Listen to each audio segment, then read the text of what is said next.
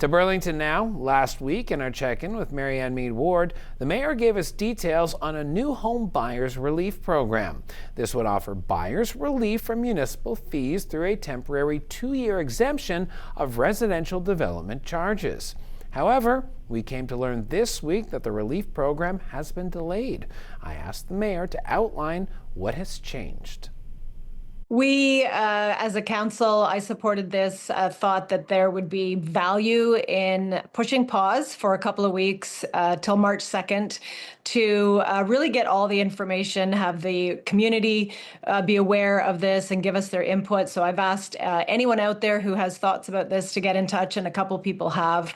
And this is really about, do we waive or exempt, eliminate development charges for 2 years?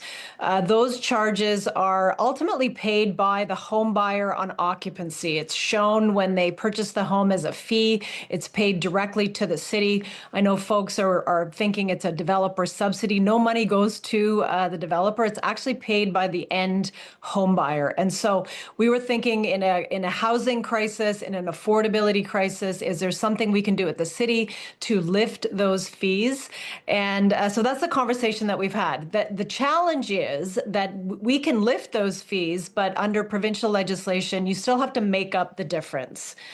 You have to recoup those costs. So that would be, our staff have said they can manage it for 2 years without it impacting taxes through surplus, through other reserves. We have about 51 million total in our development charge reserve right now. So, but we need other levels of government to step up, and they have said that. They have said, if you lift these fees off the cost of a new home for that end user, we'll keep you whole. So we really need them to step up and do that.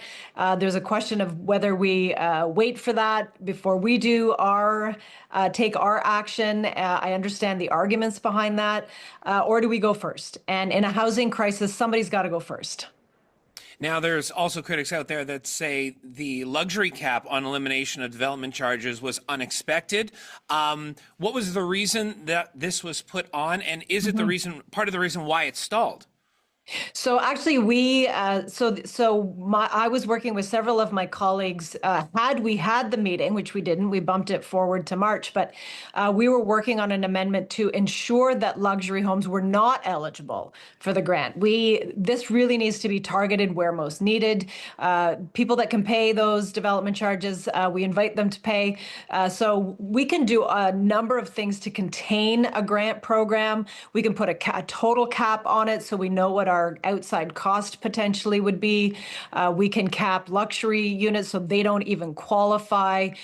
We can do a number of things to target the relief to where most needed and to incentivize what we want. So those amendments you can expect to be discussed. They would have come forward had we had the meeting a couple of days ago, and I'm sure we'll get into that discussion. And we've been at this since September, so I'm really actually quite appreciative of the attention that this is getting and the fact that more people are aware, tuning in, giving us their feedback. I've had some great suggestions from people, including, for example, hey, if you're in litigation with the city, like at the tribunal fighting our official plan, maybe you don't, your projects for those home buyers aren't eligible for the grant.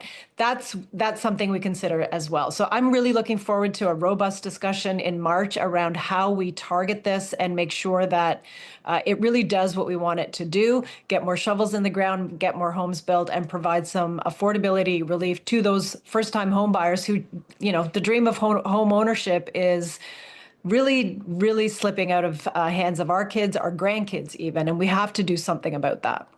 All right, we're going to follow up with that in March. As you said, there when more discussions come about. But right now, we're actually going to fast forward to June.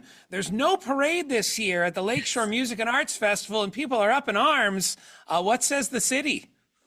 This would have been discussed at council, but we referred all the business except for our confidential items to March 2nd. So there's still a chance for folks to come forward. There was a motion passed at committee. I feel very strongly about, led that, so that we ask if there is a community group that wants to run the parade. There is money available in our community funding. So we recognize we're getting real close to time here. We won't even discuss that until March 2nd now. But I've already had some outreach from community members asking some questions about what it might look like. And, we haven't had a formal approach yet, but I really hope that there's a way for the parade to go forward. I know that this is a much loved tradition as part of the city, and there is some funding available. So if you are a community group that wants to organize a parade, please get in touch with our city staff.